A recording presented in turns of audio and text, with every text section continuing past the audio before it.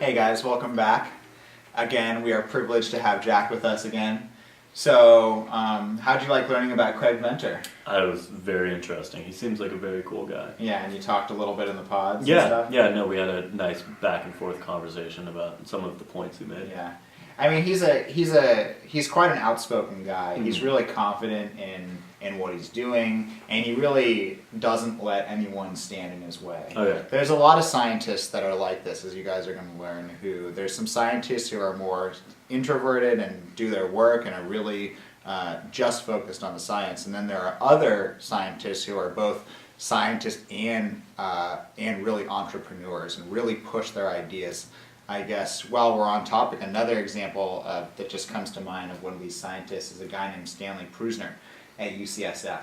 This guy was huge in looking at neurodegenerative diseases.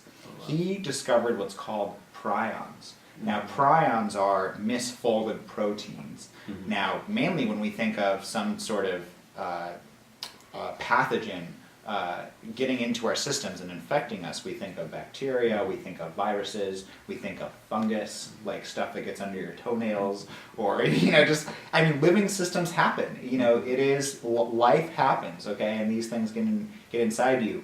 What Dr. Prusiner at UCSF discovered is he discovered that these misfolded proteins aggregate inside of your brain, and they can cause different types of neurodegenerative diseases, most notably mad cow disease. And this was super controversial at the time. Science did not believe him, but he was outspoken. He went out there, he pushed his ideas, and it led to a Nobel Prize for him. So again, there are these two types of scientists. Some of these scientists who are, again, like introverted are doing their own work, and other scientists who really get out there and are acting as politicians, entrepreneurs, and a lot of you are going to fall into those different categories when you all go out into the world and study science. So, we are on now week 4, week 5, and week 6.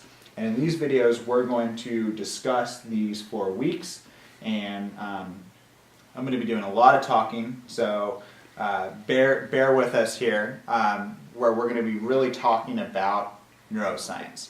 This is the stuff we want to talk about. Again, we're still talking about foundational material, but this is the juice. This is how our brain works. This is so cool. Okay, so in week 4, we're going to be looking at some lecture. The first lecture is, again, Khan Academy, Hank Green. He's going to give you the overview. But since this is more in depth, this class is called Science in the Mind. We are going to be spending a lot of time on the brain. Okay, so we're going to be looking at actually a more detailed lecture, a series of lectures by MIT, OpenCourseWare. And this is an introductory biology course. This is free for all people to use online. And this professor, she's a little bit dry. She's not as fun as Hank Green or Khan is, but I would encourage you to get through them. Take notes on what she is saying, because you will understand it at a higher level. She's going to go into detail about how membranes work in the brain. And if you don't understand every single bit of it, it's okay. It's a lot of times when I was in my classes and I didn't understand something, I looked it up in my textbook, and you guys will have a reference book to see. Or what I would do is I would literally Google it. I would literally find another video that would explain it to me. I would go find Hank Green online. I would go find Khan Academy to go explain it to me. And I would learn those things better. I know a lot of stuff. I am no super genius. I am just interested in this stuff, and I'm good at telling you how this stuff works. Okay? So that is literally what we will be doing for the next 3 weeks. Is we're going to be looking at these MIT lectures. But what I'm also going to do is I'm also going to give you my own interpretation of this material. I'm not always going to be doing this, but this is a special occasion right now because, again, foundational material. This is stuff we need to understand. So without any further further diddly daddling, okay, let's go ahead and get to these videos here.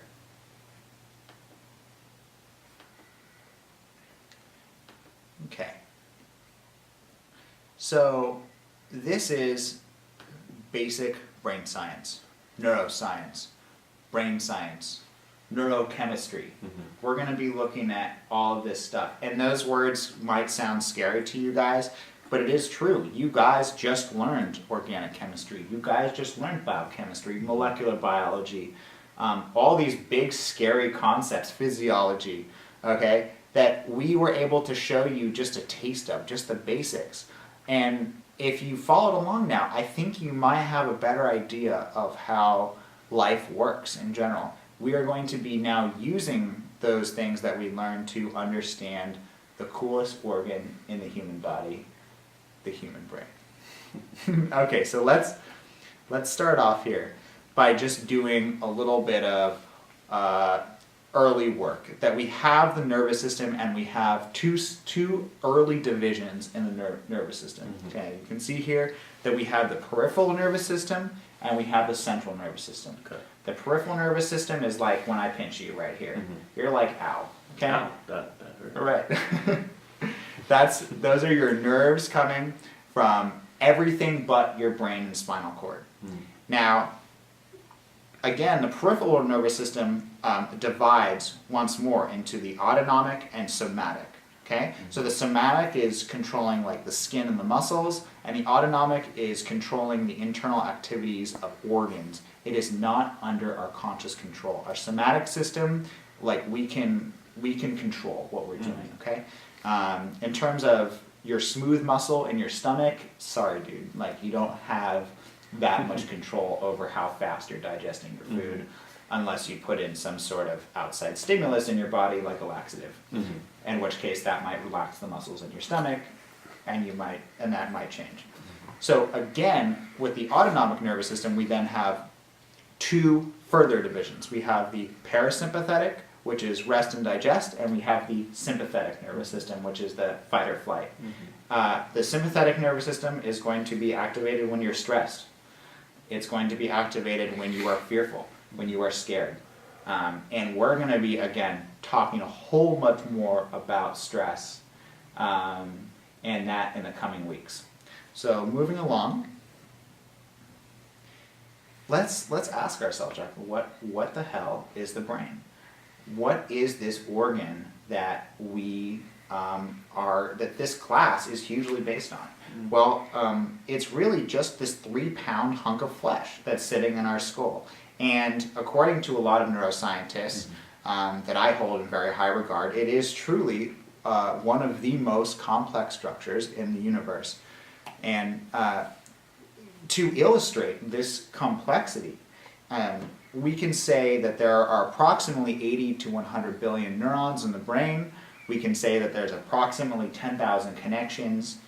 And if we do the math, this is just me, I am not a mathematician, but if we say 10,000 to the 100th billionth power, that, my friend, is a huge number. Okay, that number is more than the elementary particles in the universe.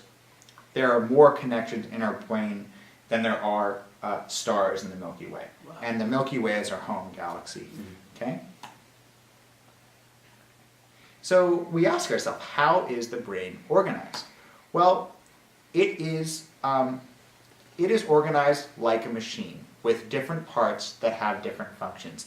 But just this definition is a little bit misleading, because while I will say that that certain parts of your brain do different things, there is a constant relationship between different parts of your brain. But the real question is, how do we know that the different parts of our brain do different things? Such as, we know that the front of our brain is involved with complex thinking. We know that the back of our brain is more involved with regulating breathing, regulating heart rate, really vital stuff that we need to be alive. So if you're going to get whacked in the head, I mean, you don't want to get whacked in the head, but you just don't want to get whacked in the back of the head. I try not to. Good. Because you could stop breathing. You could have a serious emergency if the back of your head is damaged. So we have these different parts, such as the cerebral cortex, forebrain, and we can definitely look at the different lobes of the cerebral cortex. We can see that the frontal lobe is involved with complex thinking, emotional regulation. We can see that the parietal lobe is involved with sensory integration. It's involved with a sense of touch. It's like sort of like right here, located in this part of our head. We can see that the occipital lobe, again, is back, has to do with vision. And lastly, the temporal lobe has to do with hearing and smell.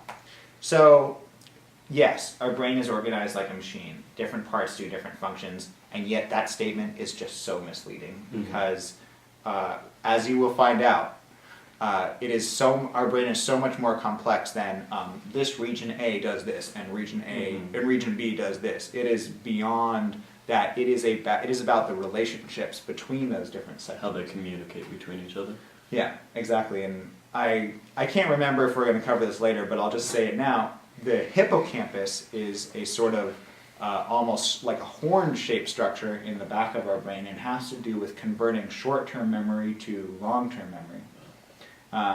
Now, I will say that if you take, if that region is damaged, predictable things happen. You have dissociative states, and a dissociative state means that you're kind of not aware, kind of like I'm just looking off in the distance, and I'm not really paying attention to what's going on.